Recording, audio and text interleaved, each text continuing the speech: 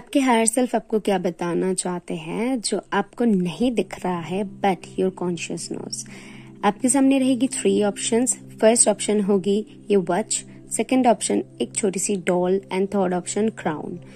इनमें से आपको एक ऑप्शन को चूज करनी है अपने इंट्यूशन के बेसिस पे कि सबसे ज्यादा आप किस इमेज से ड्रॉन हो रहे हो।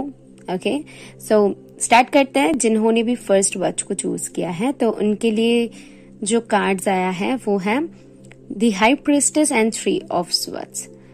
हाई प्रिस्टेस हमें ये बताती है कि हमें नॉलेज गेन होने वाला है। तो यहाँ पर ये दोनों कार्ड की कॉम्बिनेशन मुझे ये कहीं ना कहीं बता रही है आपके हायर सेल्फ को पता है कुछ चीजें, लेकिन आप अंदर से वो मानना नहीं चाहते हो या फिर आप ले नहीं पा रहे हो। मतलब ले नहीं पा रहे हो, कभी कभी हो जाते हैं ना कि हमें चीजों को कब भनक होती है बट फिर भी हम एक्सेप्ट नहीं करना चाहते हैं। सो आई फील दैट यहाँ पर वैसा कुछ है।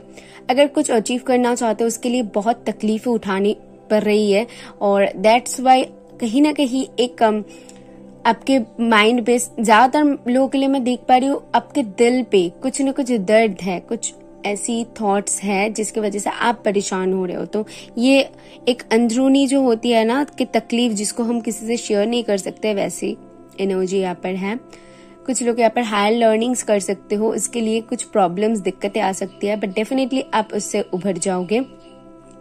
आपको अगर कुछ फिजिकली प्रॉब्लम है या फिर मेंटली प्रॉब्लम आपकी अभी चल रही है, जैसे कि हो गया कि आपकी कोई तबीयत सही नहीं है या फिर कुछ ऐसा हुआ है जिससे आप एक ब्रेकअप से गुजरे हो या फिर कुछ ऐसी जो आपको तकलीफ पहुंचा रही है, तो उससे भी उभर जाओगे ये बताया जा रहा है। आप सिर्फ अपनी इंट्यूशन को फॉलो करो क्योंकि आपके हायर सेल्फ को पता है कि आप बहुत स्ट्रांग हो।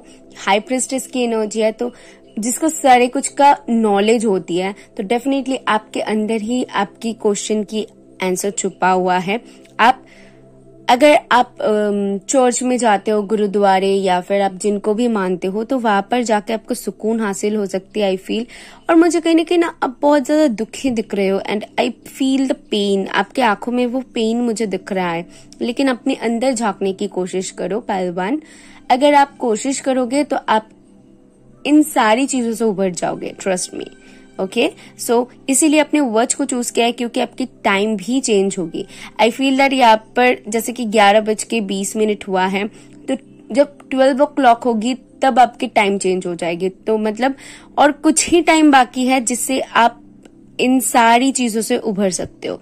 ठीक है, सो डोंट टेक स्ट्रेस, आप निकल जाओगे। ठीक है, सो या pal 1 this is all for you. So hi pal 2, आपके लिए जो कार्ड्स है वो है 6 ऑफ स्वर्ड्स एंड है 4 ऑफ रॉड्स। आपके 4 ऑफ रॉड्स कार्ड सबसे पहले आया हुआ था, तो मुझे यहाँ पर सबसे पहले तो दिख रहे हो जैसे कि मूवमेंट्स आपके लाइफ में आ रही है और उसी के साथ ये एक बदलाव है आपके लिए। आप बहुत खुश दिख रहे हो, आप बहुत लोगों के साथ टाइम स्पेंड करता हुआ दिख पा रही हो। मुझे ऐसा लगता है कि आपके हायर सेल्फ आपको बोलना चाहते हैं you have to move on. आपको कुछ चीजों से मूव ऑन करने की जरूरत है क्योंकि आप भी खुशी डिजर्व करते हो और आपके लाइफ में भी खुशी आ रही है। आई फील दैट अगर कुछ लोग पास्ट में अभी भी अटके हुए हो, पास्ट की चीजों को अभी भी सोचते हो, सोच के परेशान होते हो, तो भाई वो टाइम गया, अभी आगे बढ़ने का वक्त है, मुझे ऐसा लगता है। और यहाँ पर 6 ऑफ स्वर्ड्स है तो यहाँ पर बैलेंस मेंटेन करके आपको चलने की जरूरत है। कुछ लोगों की इंट्यूशन बोल सकता है कि देख भाई तेरे लाइफ में कोई और आ सकता है या फिर आपकी शादी हो सकती है या फिर कोई बंदा या फिर बंदी आ सकती है, एक सेलिब्रेशन हो सकती है। तो डेफिनेटली आपकी इंट्यूशन बहुत सही आपको गाइड कर रहे हैं। अगर ऐसा कुछ नहीं है तो आपके लाइफ में जरूर ऐसा कुछ सेलिब्रेशन आ रही है जिससे आप अपने लाइफ में आगे बढ़ सकते हो। कुछ ऐसा होगा जिससे आपको लगेगा नहीं मुझे अभी आगे बढ़नी चाहिए। कभी कभी हो जाते हैं ना कि कुछ ऐसे इंसिडेंट्स या फिर ऐसे इंसान हमें कुछ ऐसा कह जाते हैं या फिर कर जाते हैं जिससे हमें कॉन्फिडेंस मिलती है या हम कर सकते हैं, अभी भी ये पॉसिबल है, तो वो एक उम्मीद जाग उठता है। तो आई फील दैट कि आपके अंदर भी वो उम्मीद जाग उठेगा। यहाँ पर ट्रैवलिंग से रिलेटेड बहुत सारे लोगों की पॉसिबिलिटीज है, बाहर जा सकते हो, ट्रैवलिंग वीजा वगैरह अगर पास होने की पॉसिबिलिटीज है यहाँ पर वो बन रही है। एंड ऑल्सो पॉपिट है, तो मुझे यहाँ पर लग रहा है कि आप लोगों ने इस डॉल को चूज किया है। तो डेफिनेटली यहाँ पर कुछ ऐसा हो सकती है कि बहुत सडन मैजिकल हो सकती है कि मुझे ऐसा इसकी टोपी को देख के ना मुझे ऐसा फील हो रहा है कि जो मैजिशियन होती है उसकी जो टोपी होती है, नॉर्मली जो मैजिशियन होती है तो उसकी टोपी भी ऐसे ब्लैक ही होती है, एंड आई फील कि ये भी बहुत सडन होगी। ओके, एक ब्रिज क्रॉस करनी जैसे आपके लाइफ में एक मूवमेंट आने वाली है जो आपके हायर सेल्फ को ये थोड़ी सी भनक लग रही है। ओके, सो या pile 2, this is all for you. So hi pile 3, अगर आपने क्राउन को चूज किया है सो ये रीडिंग आपके लिए। सबसे पहले तो मैं आपको बता दूं, आपने क्राउन को चूज किया, आपके कार्ड्स भी क्वीन ऑफ कप्स एंड है 2 ऑफ स्वॉर्ड्स। तो यहाँ पर क्वीन ने भी क्राउन पहना हुआ है और ऑल्सो आपने भी क्राउन चूज किया है। कुछ ऐसा आपको अपॉर्चुनिटीज मिल सकती है या फिर कुछ ऐसा हासिल कर सकते हो जिससे लोगों की वाह लूट रहे हो, बहुत सारे प्यार इकट्ठा कर रहे हो। सबसे पहली बात तो आप कहीं ना कहीं इमोशनली बहुत ज्यादा अवेलेबल रहोगे। आप कोई भी काम करोगे अपनी इंट्यूशन को सुन के कर सकते हो, आपको जो लगेगा आप उसके ऊपर ज्यादा फोकस करोगे।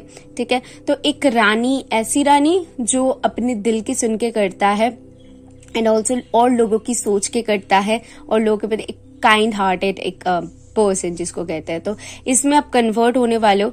आपके जो हायर सेल्फ है आपको बोल रहे हैं कि अपनी इमोशंस के ऊपर ज्यादा ध्यान दे, क्योंकि उसके बाद है 2 ऑफ स्वॉर्ड्स। तो 2 ऑफ स्वॉर्ड्स भी यहाँ पर कहीं ना कहीं इंट्यूशन के बारे में बताती है एंड इंट्यूशन को भी कहीं ना कहीं मून रिप्रेजेंट करता है, तो मून इमोशंस को रिप्रेजेंट करता है। तो सारे कुछ एक के साथ अटैच्ड है। आई होप आप समझ पा रहे हो। तो यहाँ पर इमोशंस बहुत ज्यादा आपके लिए मायने रखने वाली है आगे चल के।